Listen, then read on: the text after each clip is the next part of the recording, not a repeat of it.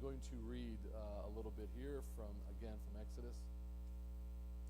Going back to chapter 33, and I'm going to read verses 7 through 11, and then a couple other verses after. It was Moses' practice to take the tent of meetings and to set it up at a distance from the camp. Okay, so they're all out in the woods. Well, they're not in the woods. They're in the desert. This is their wilderness. And so they set up a camp. They make it they try to bring people together for safety and all that kind of thing. And outside the area of the camp, which is this huge camp, Moses makes this tent. And it's called the tent of meeting. And it's where that, I don't know if we really talked about it. If you have been reading in Exodus, you'll know that while they're traveling as nomads, during the day, God's presence is a pillar of like a cloud. It's just this big cloud that protects them from the sun, but also directs them. And then at night, his presence is known as a pillar of fire, okay, that brings a certain amount of light to the camp, as well as direction and all of that. So then, with this tent, that cloud during the day hovers over this tent that Moses is meeting God in. So this is just kind of background on that tent. So it was his practice to go there. Everyone who wanted to make a request of the Lord would go to the tent of meetings outside the camp. And whenever Moses went out of the tent of meeting, all the people would get up and stand in the entrances of their own tents. And they would all watch Moses until he disappeared inside. And as he went into the tent, the pillar of cloud would come down and hover at its entrance while the Lord spoke with Moses. Then the people saw the cloud standing at the entrance of the tent. They would stand and bow down in front of their own tents.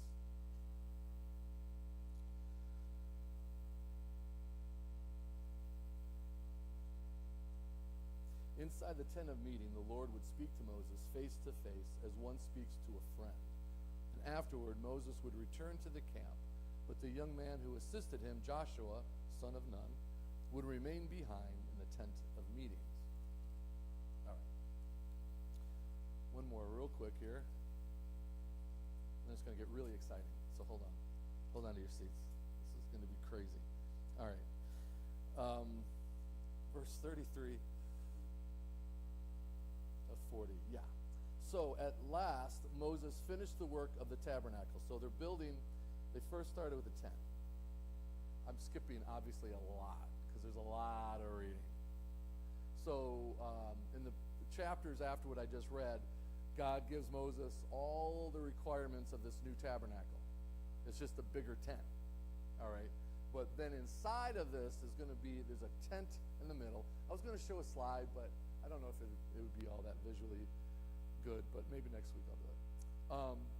And there's a outer tent, right? It's called the courtyard, all made of like animal skins and such. And then there's the inner tent. There's a courtyard there, and there's another tent inside of the courtyard that's called the holy place, and then the most holy place, or the Holy of Holies. And inside the Holy of Holies, they create this thing called an Ark of the Covenant. And it was a box made of acacia wood, and they put gold over it. And they put a lid on it with these two angels. If you've seen Raiders of the Lost Ark, okay, you kind of got an idea what that looks like, right? And so there's these two angels with the wings pointed to the middle. And that was called the mercy seat, okay? And it was a covering. It was called the seat of atonement. And there was a veil. There's a big sheet, or whatever you want to call that, separating the most holy place from the holy place. Okay, you guys kind of got what I'm talking about?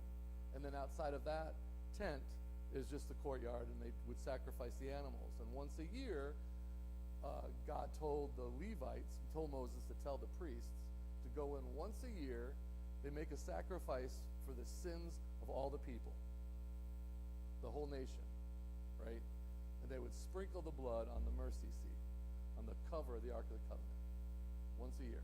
That's it.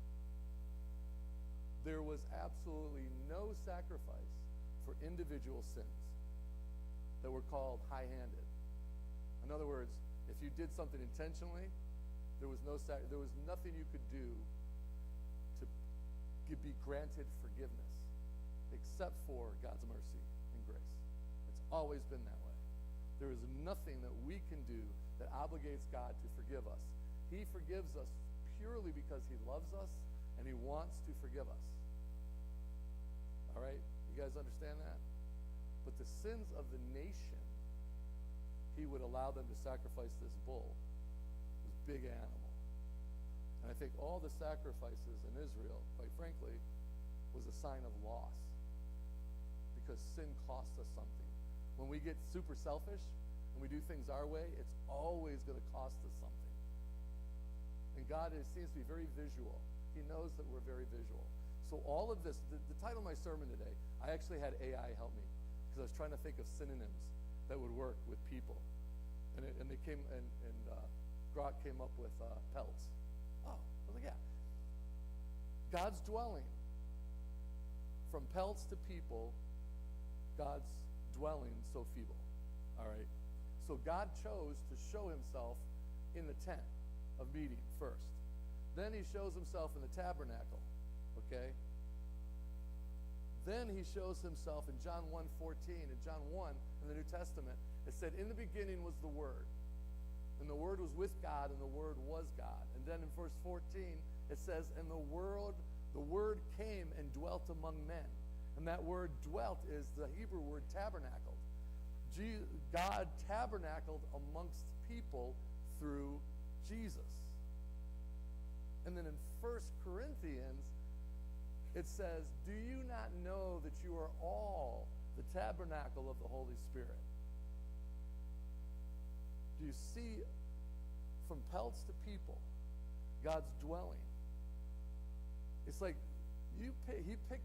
You know what they use? I was looking this up. The Bedouin people, even today, they make tents out of like goat's hair, and sometimes they use skins, but they're like black, and they're not like the most inviting looking tents. I mean, inside they might look pretty nice, but outside it's made from like goat's hair and skins and all of that kind of thing, and they're very mobile. They're able to put them up, move somewhere because they're always traveling. The Bedouin people are that way. It's like, why would God want to meet Moses in a tent? But in all his presence always been making known. All right. Think about that, right? So, I was watching this video a couple weeks ago, and I thought it was like a parable. And this woman was telling a story of twins in the womb. All right. And the one twin says to the other twin, do you believe in mom? And the other twin says, Mom, no, please, there's no mom. What makes you think there's a mom? And the other twin says, well, I mean, we're being fed. And it's like, listen, we're being fed through the umbilical cord. The universe is pulling goodness into us. The fact that you believe in mom, I think, is just really weak. I think you're silly for believing that. Prove to me there's mom. So, I can't prove to you there's mom. I just believe there's mom. I mean, don't you think? I mean, eventually, I believe that we're going to use our mouths to eat. And the other twin starts laughing at him. Your mouth to eat?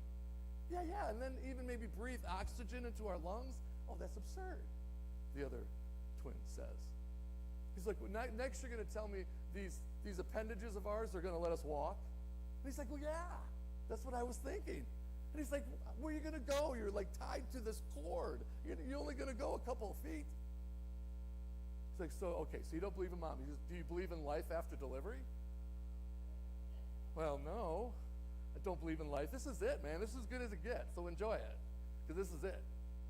So enjoy the nurture, enjoy the warmth, because once you go through that canal, man, it's over. And I just thought it was a really clever parable. Of course, twins aren't talking to themselves in a womb, but you know what I'm saying. It's a parable. And it's because it's our experience. We can't imagine there being something better than this, right? And so many people will talk about, prove to me the existence of God. It's like, I can't prove the existence of God, but you got to know that there's something more out there. Just from the complexity and the beauty of nature, just from all of that. But more than that, we have this thing called, like, people call them testimonies. And all they are is our own experiences with God.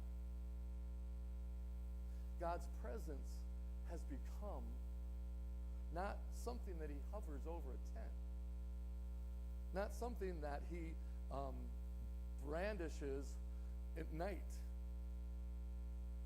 We have become the dwelling place of God.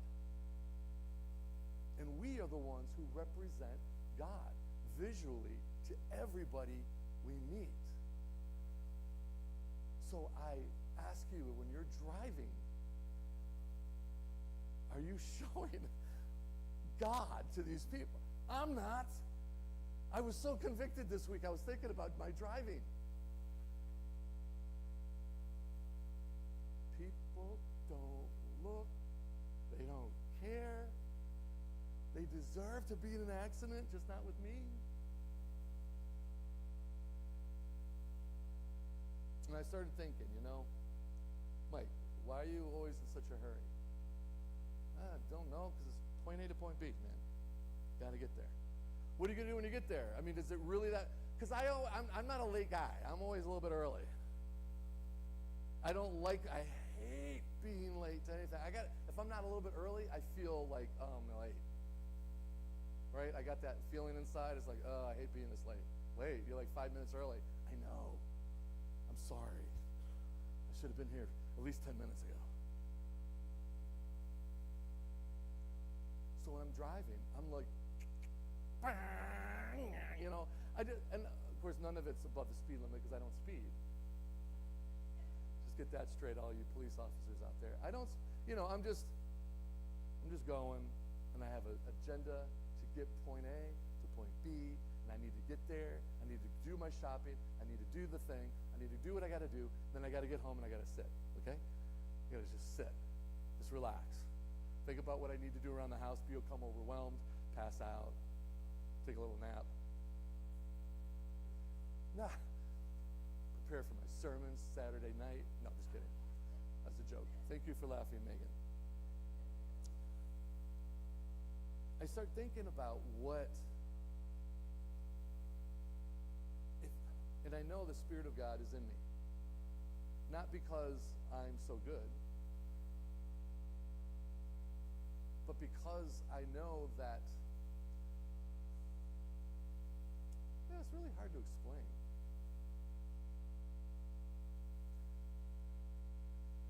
I think most of us know what it's like not having God in us, and then it changing. I grew up in church, but I grew up in a very rigid kind of, fundamentalist church. And my understanding, and I'm not saying that they promote this, but my understanding was if I was just a good little boy, then God would be happy with me. Just like if I'm good at school, my teachers are going to be happy with me. If I'm good at home, mom and dad are going to be happy with me. If I do what my siblings say, my siblings will be somewhat happy with me. Because I got to do certain things to make people happy. And then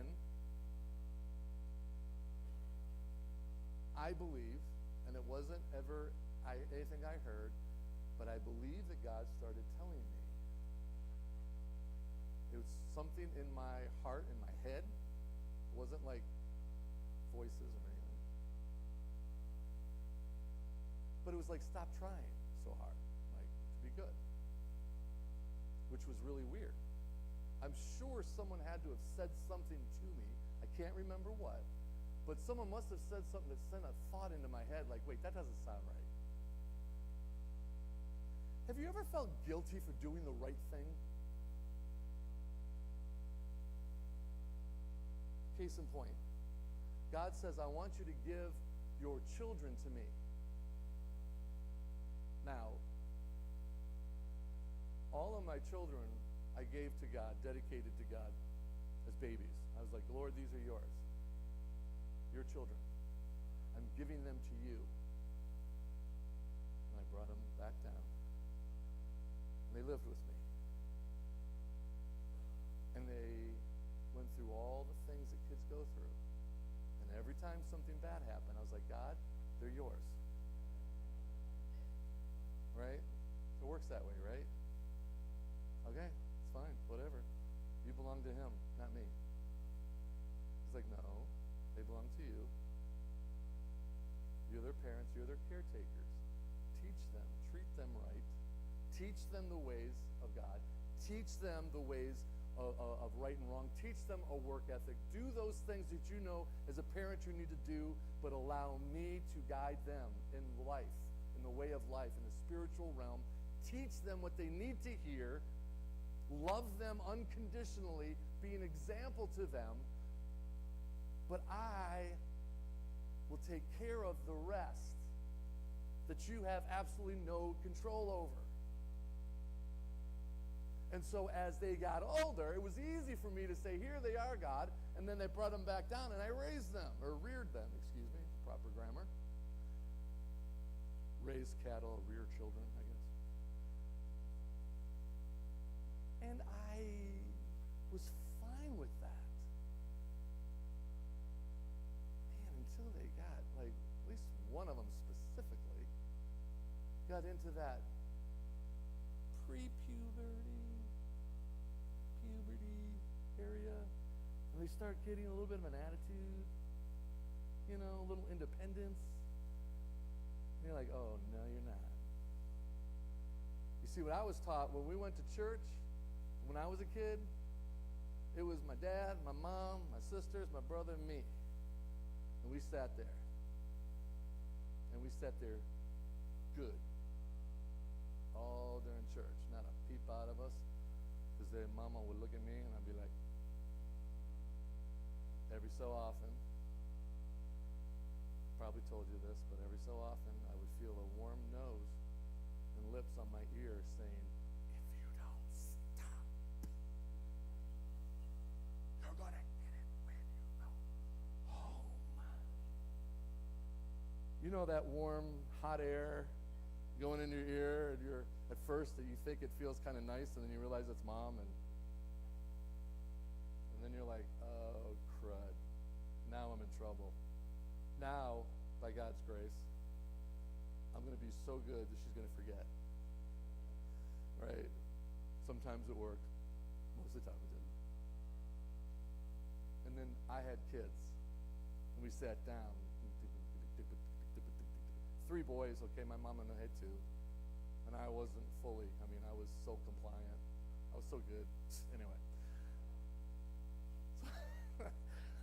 And I had 3 boys and then a girl. My girl, man, when she came first, I was telling some people, we went to a party last night, a birthday party. And I was like, yeah, I wore a pennant, on my back, and I had a pin and saying parent of the decade, while she wasn't quite that old yet. I was just great parent, because look at my daughter, she's great. And then Michael came along.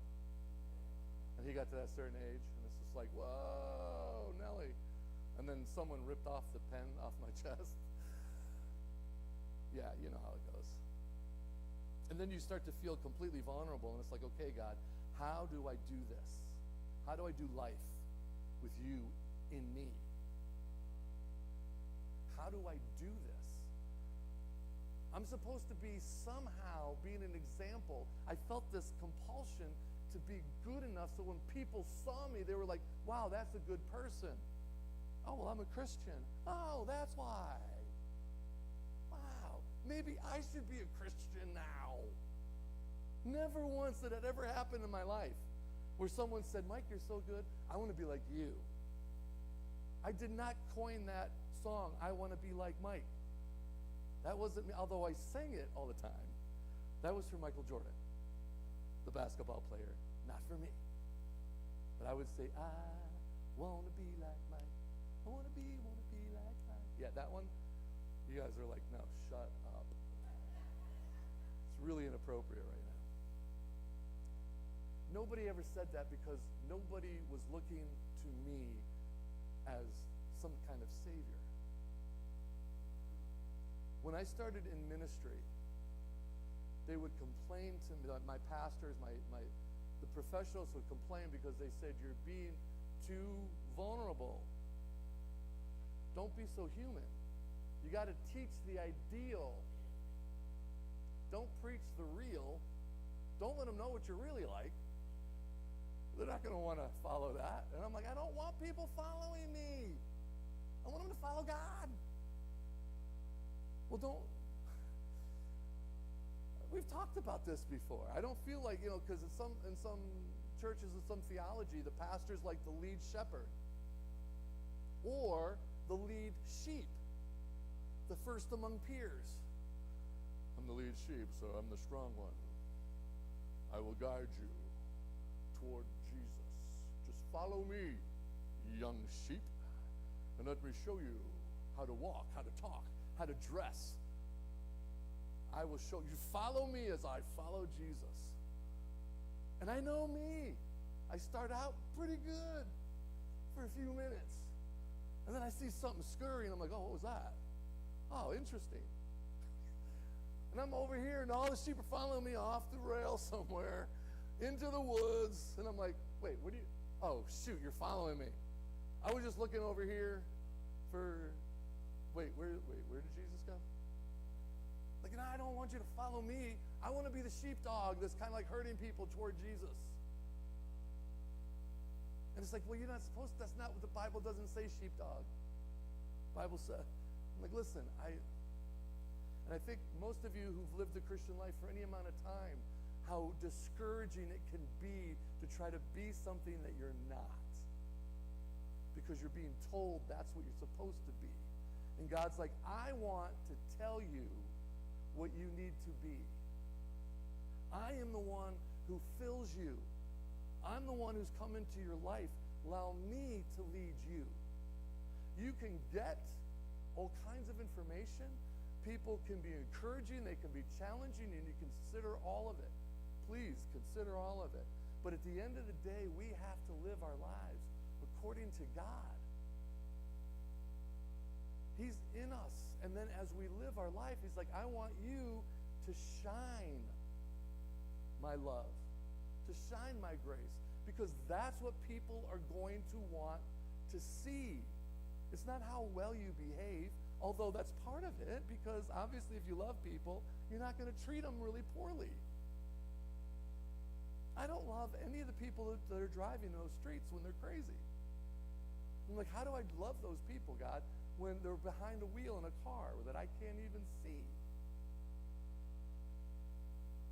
Because I still have a responsibility. God speaking to me is like, Mike, chill out. It's just a road, man. Like, people, they do dumb things. They're not paying attention. It's not personal. Take a deep breath, relax. By the time I get somewhere, man, I have said all kinds of vocabulary words that I'm not supposed to.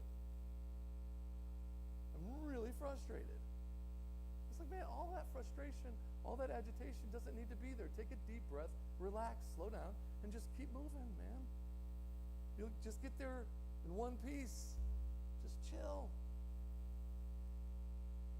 Whatever those things that is in our lives that is causing us, or not causing, that's probably not even the right word, that's influencing us, that's enabling us, that's helping us, whatever those things are, because some of us are just, our personalities are completely chill.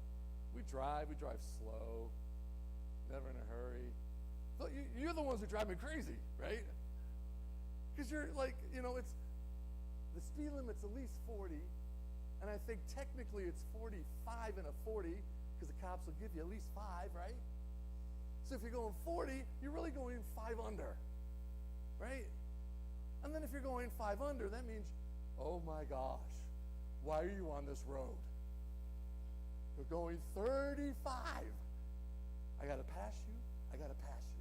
But the road is curvy.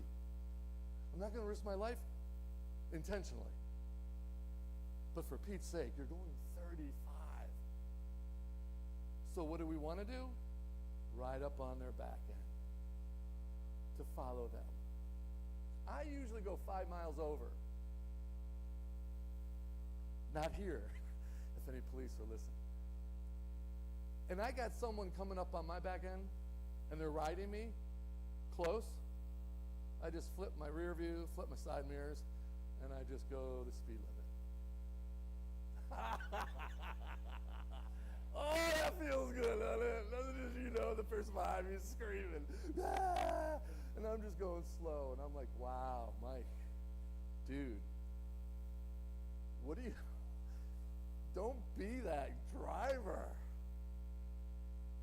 And I'm like, a couple more miles? Come on, Mike. The Spirit is telling me don't be a jerk. Okay, fine. I go the speed limit. Maybe I'll pull over if the guy's really anxious because maybe he's got some emergency. I don't know. I can't tell you what your life's supposed to look like as you follow God and as you follow the Spirit. I can't tell you what it is, but I can tell you what it's not. It's not hate. It's not bitterness. It's not resentment. It's not slander. It's not gossip. I could tell you those things. It's not hurtful. And all the while, as we walk and as we live, it's like the Spirit of God is in us. He's using our feebleness because it's real. When the pastors would tell me, stop being so real, I'm like, but it's authentic. I can't be what I'm not. I'm not that good of an actor because I'm not that good. And people are going to see that I'm not being fake. I'm like, I want to love people, but I smoke cigars. Some people have a hard time. I don't inhale, I swear. Not intentionally. Occasionally I do accidentally, and then I cough and start to feel a little woozy, and I'm like, okay, no more cigar for a moment. And I know some Christians have a problem with that. I'm like, I won't invite you over. If you do like them, just let you know. I got a place we can do it all year long. It's called my man cave. It's nice and warm in the winter. Anyway.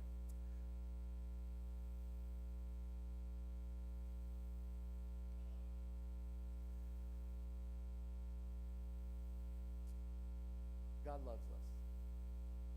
God has chosen to dwell in us. He wants us to love. He wants us to extend ourselves. He wants us to give generously.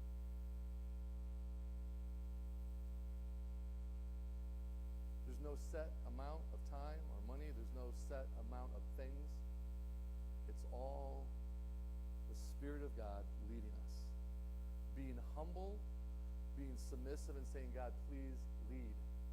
Show me how to live my life in a way that I'm glorifying you and I'm benefiting not only myself, but I'm helping those around me. Sharing who you really are. God, help me to be a reflection of your image.